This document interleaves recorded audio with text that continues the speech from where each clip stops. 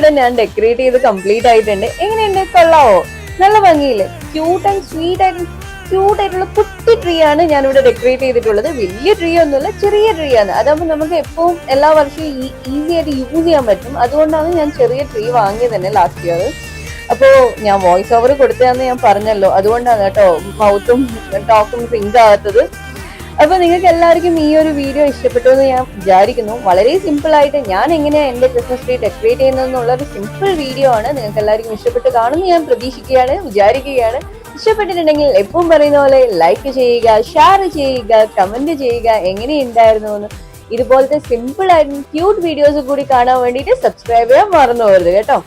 അതുപോലെ ഇനി നെക്സ്റ്റ് ഒരു നല്ല വീഡിയോ ആയിട്ട് വരുന്നവരെ ടാറ്റ ബൈ ബൈ പറയുന്നതിന് മുമ്പ് എല്ലാവർക്കും എന്റെയും എന്റെ ഫാമിലിന്റെയും ഹൃദയം നിറഞ്ഞ ഹാപ്പി ക്രിസ്മസ്. അപ്പോൾ see you in the next video. Tata bye bye.